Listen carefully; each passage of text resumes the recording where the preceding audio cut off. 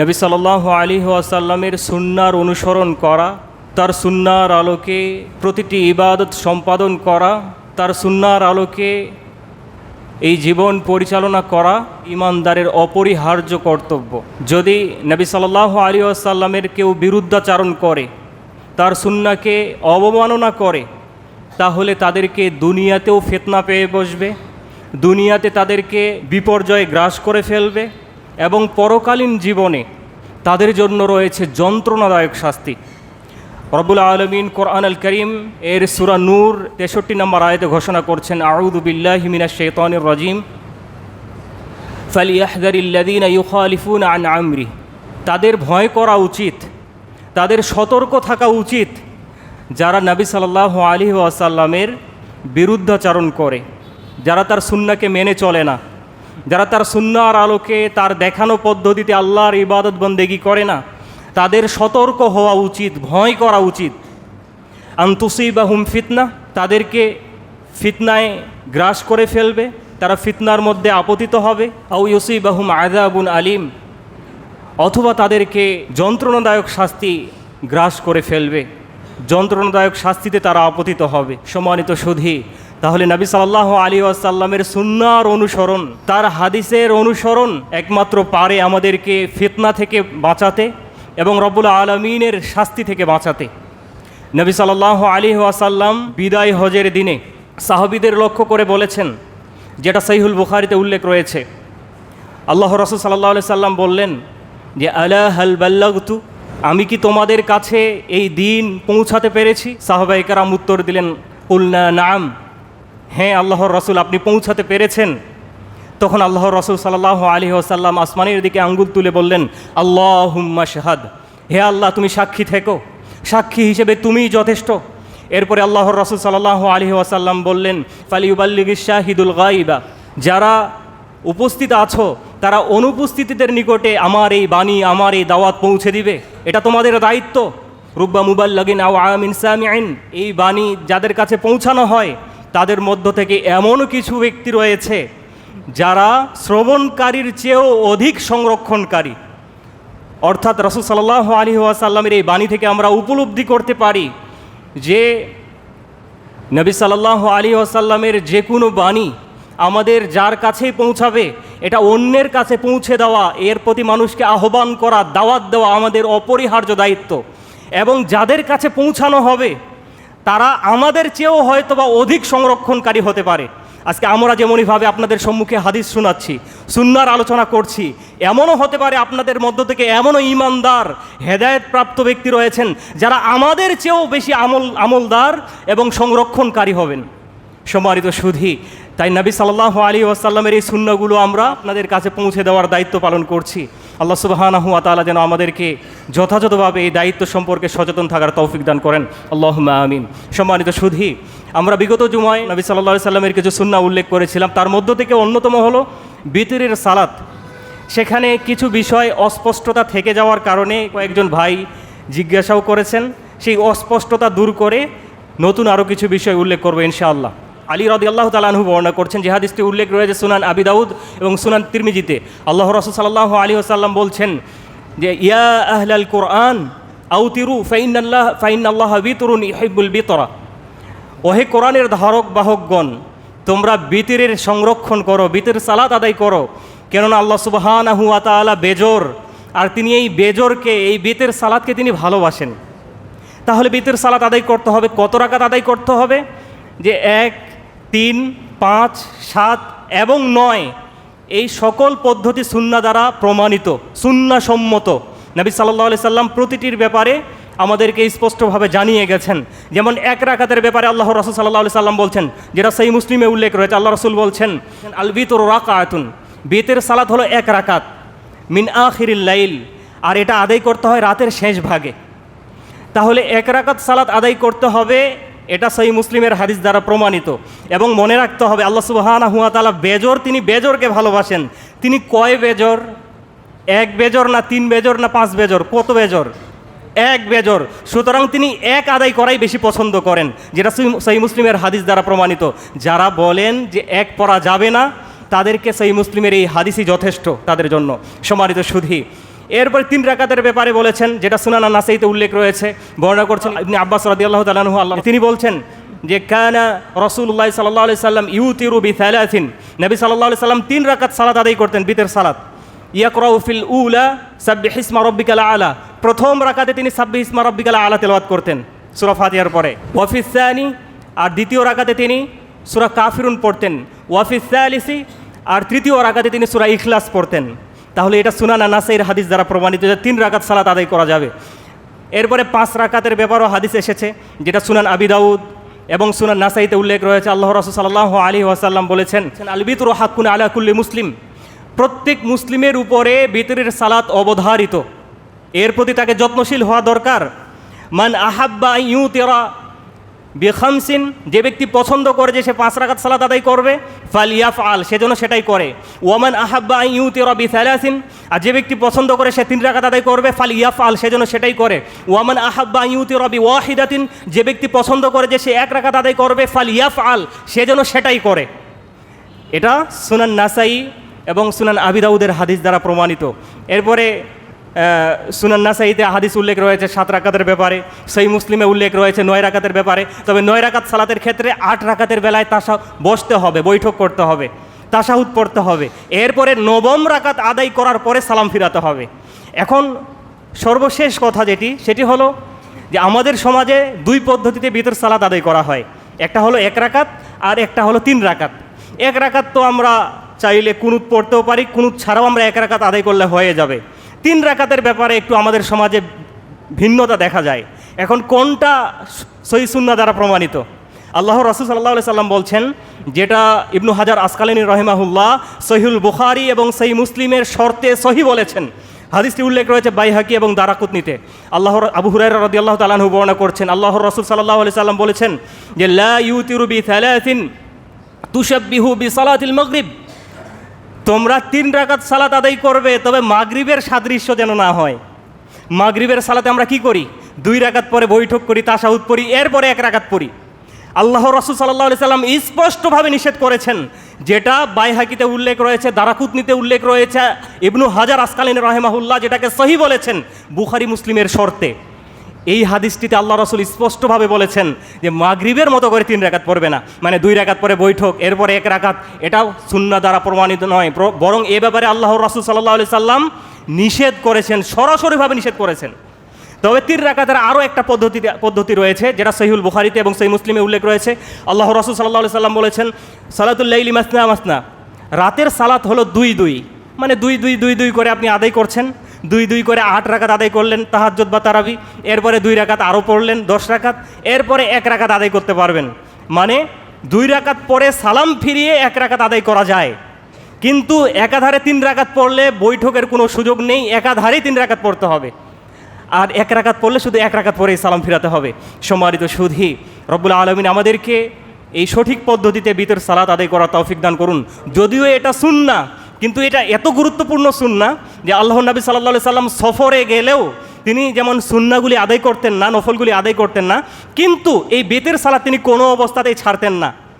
সুন্নাহ, এটা ফরজ নয়, কিন্তু এত গুরুত্বপূর্ণ সুন্নাহ যে আল্লাহর রাসূল সাল্লাল্লাহু আলাইহি সাল্লাম সফর এবং মুকিম কোনো অবস্থাতেই তিনি এই বেতের সালাত ছাড়তেন না। সুতরাং এই বেতের সালাত আপনাকে আমাকে আদায় করতে হবে। এবং বেতের সালাতের শেষে আমরা একটা দোয়া শিখিয়েছিলাম যে সুবহানাল মালিকুল কুদ্দুস, এটা 3 বার পাঠ করতে হবে। আল্লাহ তাআলা আপনাকে আমাকে এই সহিহ সুন্নাহর আলোকে প্রতিটি ইবাদত সম্পাদন করার তৌফিক দান করুন, আল্লাহুম্মা আমিন। এরপরে দ্বিতীয় আরেকটি বিষয়, আল্লাহ রাব্বুল আলামিন কোরআনুল কারীমে সূরা নিসা এর 103 নম্বর আয়াতে ঘোষণা করছেন, আউযু বিল্লাহি মিনাশ শাইতানির রাজিম, ইন্নাস সালাতা কানাত আলাল মুমিনিনা কিতাবাম মাওকুতা, নিশ্চয় সালাত ইমানদারদের উপরে নির্ধারিত সময়ে ফরজ করা হয়েছে।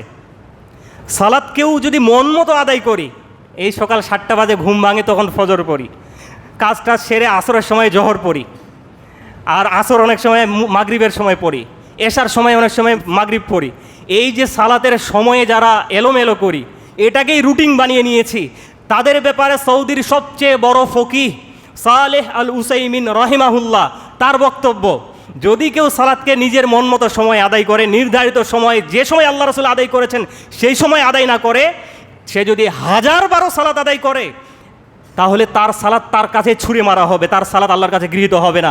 দলিল যেটা সেই মুসলিমে উল্লেখ রয়েছে, মানে আমিলা আমালান লাইসা আলাইহি আমরুনা ফাহুয়া রাদ, যে ব্যক্তি এমন আমল করে যে আমলের ব্যাপারে রাসূল সাল্লাল্লাহু আলাইহি সাল্লামের কোনো নির্দেশনা নেই, সেটা পরিত্যাজ্য, সেটা বাতিল বলে গণ্য হবে।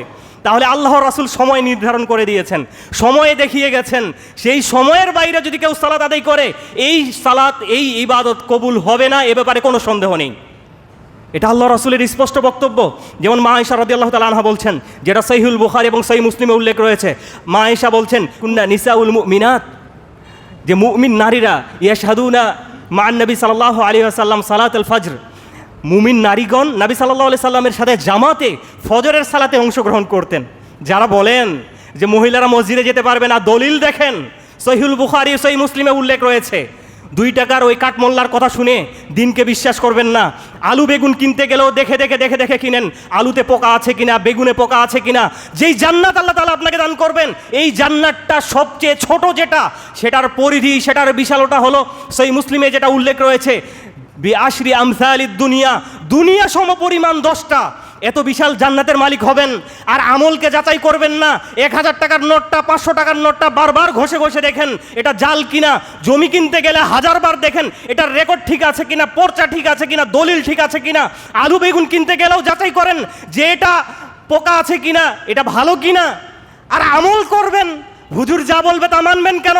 আমার কথাই বা অন্ধভাবে আপনি বিশ্বাস করবেন কেন? কোরআন হাদিস যাচাই করে আমল করেন।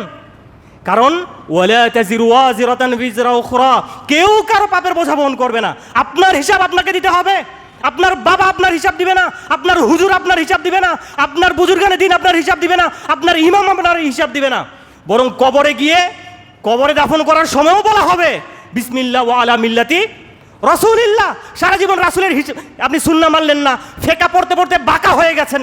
হুজুর বলেছে গাই, সার হলেও সমস্যা নাই, অন্য অনুসরণ করেছেন হুজুরের, আর মরার সময় বলবেন বিসমিল্লাহ ওয়া আলা মিল্লাতি রাসূলুল্লাহ। এর চেয়ে বড় মিথ্যা আর কি হতে পারে? সারা জীবন রাসূলের নাফরমানি করেছেন, হাদিসকে অবমূল্যায়ন করেছেন, হাদিসকে ছুঁড়ে মেরে ফেকা পড়তে বাঁকা হয়ে গেছেন, আর বলবেন বিসমিল্লাহ ওয়া আলা মিল্লাতি রাসূলুল্লাহ। কোথায় শিখেছেন এটা? কে শিখিয়েছে? সম্মানিত সুধী, মা আয়েশা বলছেন, মুতালাফিআতিন বিমুরুতিহিন্না সুম্মা ইয়ানকালিবনা ইলা বুয়ুতিহিন্না হিনা ইয়াকদিনা সালাহ। আমরা ফজরের সালাত আল্লাহ রাসূল সাল্লাল্লাহু আলাইহি ওয়াসাল্লামের সাথে মুমিন নারীরা আদায় করত, আর আদায় করতে গিয়ে তারা নিজের শরীরটাকে পর্দাবৃত করত, ঢেকে রাখত, এবং তারা যখন বাড়িতে ফিরে যেত সালাত আদায় করে, লা ইয়ারিফুহুন্না আহাদুন মিনাল গালাস, অন্ধকারের কারণে তাদেরকে কেউ চিনতে পেত না। মানে আল্লাহ রাসূল সাল্লাল্লাহু আলাইহি ওয়াসাল্লাম ফজরের নামাজ কোন সময় পড়তেন? যখন অন্ধকার থাকতো, এবং সালাত শেষ হয়েও যখন মহিলারা চলে যেত, এই আবছা অন্ধকারের কারণে কেউ কারো চেহারা চিনতে পেত না। সহিহুল বুখারী সহিহ মুসলিমের হাদিস। আর আজকে আমরা সকাল হয়, দিন হয়ে যায়, অন্ধকারের কিছুই থাকে না। আবার রমজানে একটু পরিবর্তন হয়, রমজানে আধা ঘন্টা 1 ঘন্টা আগেই হয়ে যায়।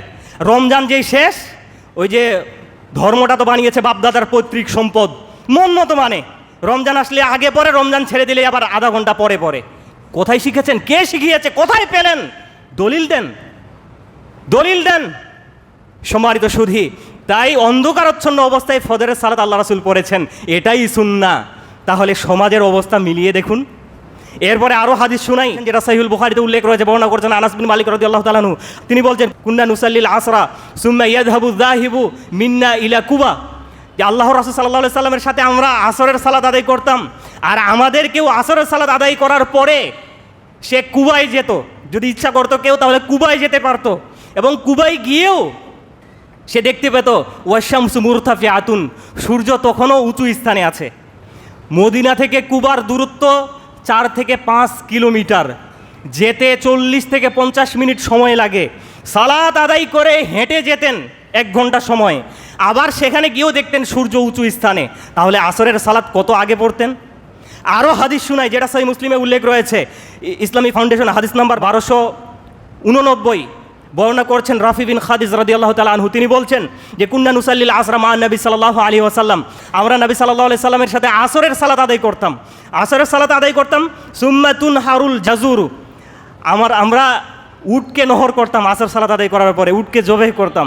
ফাতুন কাসামু আশারা কিসামিন, আমরা এই উট জবাই করার পরে, এটাকে কাটাকাটি করার পরে 10 ভাগ করতাম। 10 ভাগ করার পরে সুম্মা তুতবাখু ফানাকুলু, এটাকে রান্না করা হতো। এরপর আমরা এই রান্না করা মাংস খেতাম। লাহমান নাদিদান, সিদ্ধ হয়ে গেছে এমন মাংস আমরা খেতাম।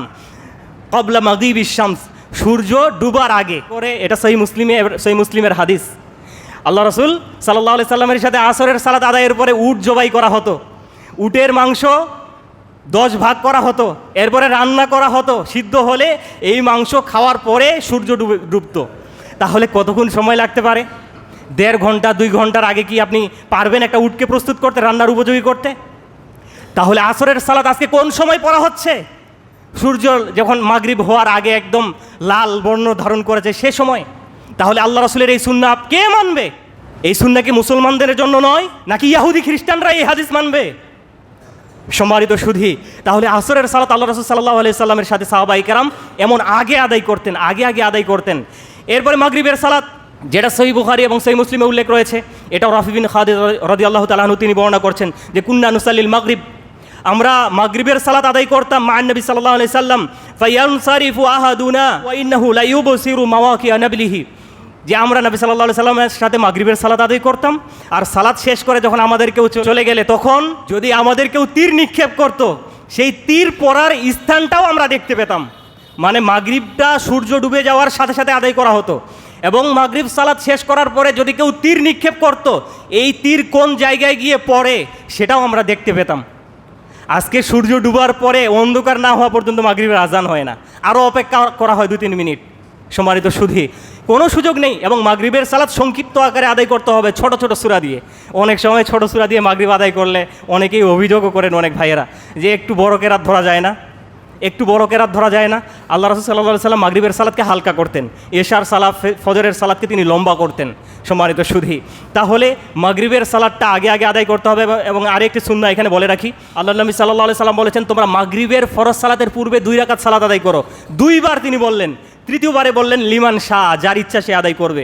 আজকে আমরা মসজিদে ঢুকার পরে অনেকে দাঁড়িয়ে থাকি, অনেকে বসে যাই।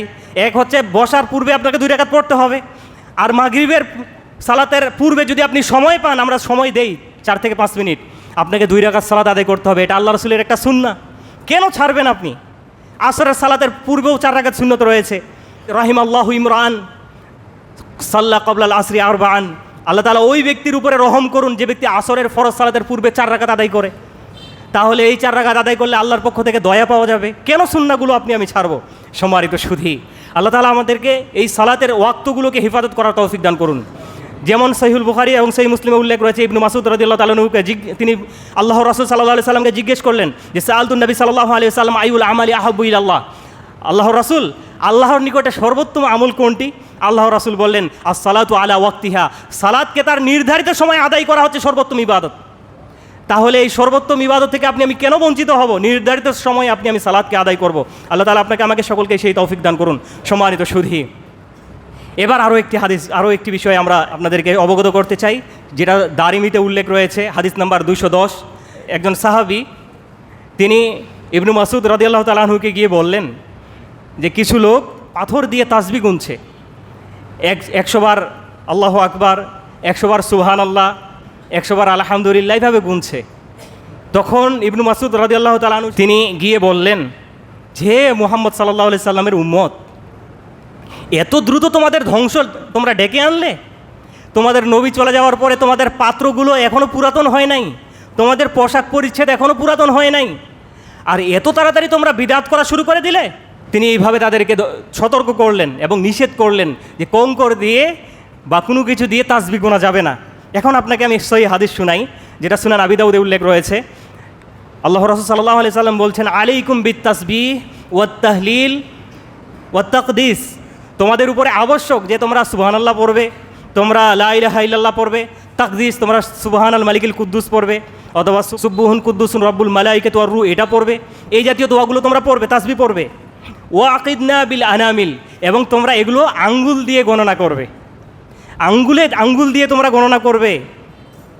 ফাইন্নাহুন্না মাসউলাতুন মুস্তানতাকাতুন, কেননা এই আঙ্গুলগুলো আল্লাহর সামনে কথা বলবে এবং এগুলোকে জিজ্ঞেস করা হবে। তাহলে আপনার আমার অঙ্গ, আপনার আমার দেহ, এটা আল্লাহর কাছে সাক্ষী দিবে। যদি আমি হাতে গুনি, তাহলে এগুলো এই হাত, এই আঙ্গুল আপনার আমার কিয়ামতের দিনে আল্লাহর কাছে সাক্ষী দিবে। আর যদি এই যে তাসবির দানা গুনি, তাহলে এটা একটা বিদআতে পরিণত হবে এবং এটা আপনার আমার কোনো ফায়দায় আসবে না। কষ্ট নেবেন না। আমরা কোনো ব্যক্তি টার্গেট করি না, আমরা সমাজ সংস্কারের চেষ্টা করি, আমরা সুন্নাহ প্রতিষ্ঠা করার চেষ্টা করি। সুতরাং আমরা সক্ষম আঙ্গুলে গুনা। এই সমস্ত তাসবি এগুলো না গুনাই হচ্ছে সুন্নাহসম্মত, এগুলো হাদিস দ্বারা প্রমাণিত নয়। আল্লাহ তাআলা আপনাকে আমাকে সকলকেই হাদিসের উপরে আমল করার তৌফিক দান করুন।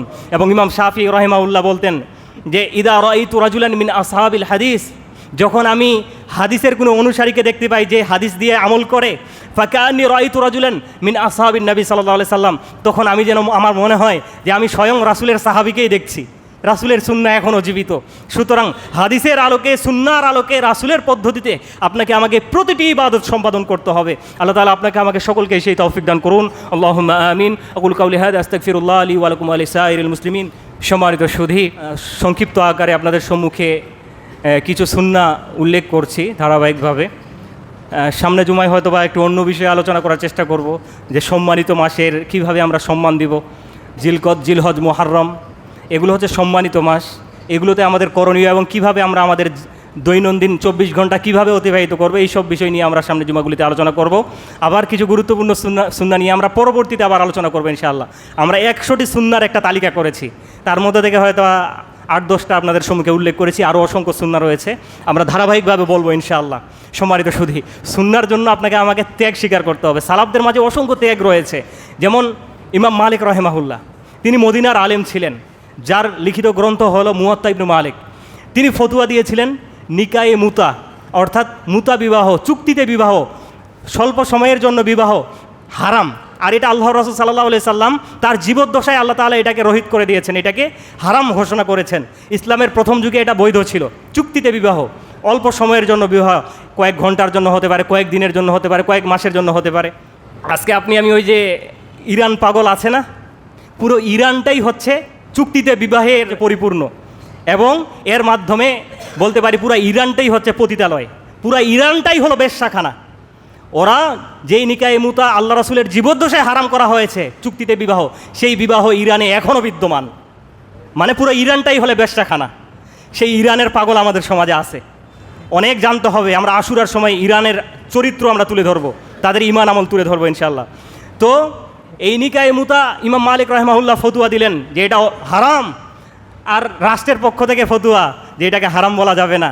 তিনি এই রাসূলের সুন্নাহ বলার কারণে তার চুল দাড়ি চেঁচে ফেলা হয়েছিল, গাধার পিঠে চিৎ করে শুইয়ে দিয়ে মদিনার অলিতে গলিতে তাকে বেঁধে ঘুরানো হয়েছে, হাতে ভারী বোঝা দেওয়া হয়েছিল, যার কারণে বাকি জীবন তিনি হাত বেঁধে আর সালাত আদায় করতে পারেন নাই। বাকি জীবন হাত ছেড়ে দিয়ে সালাত আদায় করেছেন। এখনও আপনি কাবাতে দেখতে পাবেন কিছু মানুষ হাত ছেড়ে দিয়ে সালাত আদায় করছে, তারা ইমাম মালিক রাহিমাহুল্লাহর অনুসারী। ইমাম কেন হাত ছেড়ে দিয়ে নামাজ পড়েছেন এটা তারা দেখে না, কিন্তু ইমাম হাত ছেড়ে দিয়ে নামাজ পড়েছেন, এই জন্য তারা হাত ছেড়ে দিয়ে নামাজ আদায় করে। তাহলে সুন্নাহর জন্য কত ত্যাগ স্বীকার করেছেন ইমামগণ। ইমাম আহমদ বিন হাম্বল রাহিমাহুল্লাহ ফতোয়া দিয়েছিলেন আল কোরআনু কালামুল্লাহ লাইসা মাখলুক, কোরআন হলো আল্লাহর কালাম, এটা আল্লাহর সৃষ্টি নয়। আল্লাহর সৃষ্টি ধ্বংস হবে কিন্তু কোরআন ধ্বংস হবে না। এই ফতোয়া দেওয়ার কারণে ইমাম আহমদ বিন হাম্বল 10 লক্ষ হাদিসের হাফেজ, তাকে কারারুদ্ধ করা হয়েছিল, এভাবে তাকে শাস্তি দেওয়া হয়েছে। তিনি এই শাস্তি সহ্য করেছেন শুধু সুন্নাহ প্রচার করার কারণে, সুন্নাহর দাওয়াত দেওয়ার কারণে। আজকে বর্তমান সমাজেও যদি আমরা সুন্নাহর কথা বলি, সুন্নাহর দিকে মানুষকে ডাকি, আমাদের উপরে বিপদ আসবে, আমাদেরকে নিয়ে তিরস্কার করা হবে, আমাদের সমালোচনা করা হবে, আমাদের শত্রুতা করা হবে, চলবে। কিন্তু মৃত্যু পর্যন্ত সুন্নাহর প্রতি মানুষদেরকে ডাকবো ইনশাআল্লাহ। আল্লাহ তাআলা আমাদেরকে সুন্নাহর প্রতি আমল করার তৌফিক দান করুন। আল্লাহুম্মা আমিন। ইন্নাল্লাহা ওয়া মালাইকাতাহু ইউসাল্লুনা আলান নবী ইয়া আইয়ুহাল্লাযীনা আমানু সাল্লু আলাইহি ওয়া সাল্লিমু তাসলিমা। আল্লাহুম্মা সাল্লি আলা মুহাম্মাদিন ওয়া আলা আলি মুহাম্মাদ কামা সাল্লাইতা আলা ইব্রাহিম ওয়া আলা আলি ইব্রাহিম ইন্নাকা হামিদুম মাজিদ। اللهم بارك على محمد وعلى ال محمد كما باركت على ابراهيم وعلى ال ابراهيم انك حميد مجيد. ربنا ظلمنا انفسنا وان لم تغفر لنا وترحمنا لنكونن من الخاسرين. ربنا آتنا في الدنيا حسنة وفي الآخرة حسنة وقنا عذاب النار. রব্বুল আলামিন, তুমি আমাদের সবার জীবনের সকল গুনাহ মাফ করে দাও, আমাদেরকে দিনদার পরহেজগার মুত্তাকি হিসেবে কবুল করে নাও। রব্বুল আলামিন, যতটুকু ইবাদত করবো যেন কোরআন এবং সুন্নাহর আলোকে সম্পাদন করতে পারি, সেই তৌফিক তুমি আমাদেরকে দান করো। ঈমান আমল নিয়ে যেন শেষ নিঃশ্বাস ত্যাগ করতে পারি, কালেমা পড়ে যেন শেষ নিঃশ্বাস ত্যাগ করতে পারি, সেই তৌফিক তুমি আমাদেরকে দান করো। রব্বুল আলামিন, তোমার সন্তুষ্টিমূলক কাজগুলি করার তৌফিক দান করো, তোমার অসন্তুষ্টিমূলক কাজগুলি থেকে বিরত থাকার তৌফিক দান করো। রব্বুল আলামিন, যতটুকু সুস্থ থাকলে যতটুকু অবসর থাকলে তোমার ইবাদত পূর্ণাঙ্গভাবে করা সম্ভব, ততটুকু সুস্থতা, ততটুকু অবসর তুমি আমাদেরকে দান করো। রব্বুল আলামিন, আমাদের মাঝ থেকে যারা বিদায় নিয়ে চলে গিয়েছেন, আমাদের অনেকেরই পিতামাতা, অনেকেরই দাদা দাদি, নানা নানি, অনেকেরই ভাই বোন, আত্মীয় স্বজন, যত মুমিন মুসলমান এই পৃথিবী থেকে বিদায় নিয়েছেন, রব্বুল আলামিন তুমি সকলকেই ক্ষমা করে দাও, জান্নাতের মেহমান হিসেবে কবুল করে নাও। যারা বেঁচে আছে সকলকে হায়াতে তাইয়্যিবা দান করো, সকলকে ঈমান ও আমলের উপরে প্রতিষ্ঠিত থাকার তৌফিক দান করো। রব্বুল আলামিন, মৃত্যুর পূর্বে যেন সাদাকায়ে জারিয়া হিসেবে যেন চলমান কোনো সওয়াব যেন দুনিয়াতে রেখে মৃত্যুবরণ করতে পারি, সেই তৌফিক তুমি আমাদেরকে দান করো। রব্বুল আলামিন, যারা অসুস্থ সবাইকে তুমি পূর্ণ সুস্থতা দান করো। এই অসুস্থতার মাধ্যমে সকল মুমিন মুসলিম ভাই বোনদের তুমি ভুল ত্রুটিগুলোকে ক্ষমা করে দাও। আমাদের আয়রুজিতে বরকত দান করো, আমাদেরকে ঋণমুক্ত থাকার তৌফিক দান করো। রব্বুল আলামিন, তুমি আমাদেরকে শত্রুমুক্ত করে দাও, ঋণমুক্ত করে দাও। রব্বুল আলামিন, তুমি আমাদেরকে বিপদমুক্ত করে দাও। রব্বুল আলামিন, সর্ব অবস্থায় তোমার সন্তুষ্টিকে সামনে রেখেই যেন সব কাজ সম্পাদন করতে পারি, তোমার নবীর সুন্নাহর আলোকেই যেন সকল ইবাদত সম্পাদন করতে পারি, তোমার নবীর সুন্নাহকেই যেন সর্বাগ্যে সবার উপরে প্রাধান্য দিতে পারি, সেই তৌফিক তুমি আমাদেরকে দান করো। রব্বানা তাকাব্বাল মিন্না ইন্নাকা আনতাস সামিউল আলিম। আরও যারা দোয়া চেয়েছেন, যারা দোয়া চান নাই, রব্বুল আলামিন সকলকেই ইহপরকালীন সফলতা ও কল্যাণ দান করুন, সকলকেই সুস্থতা দান করুন, ঈমান ও আমলের উপরে প্রতিষ্ঠিত রাখুন। সুবহানাকাল্লাহুম্মা ওয়া বিহামদিক, আশহাদু আল্লা ইলাহা ইল্লা আনতা আস্তাগফিরুকা ওয়া আতুবু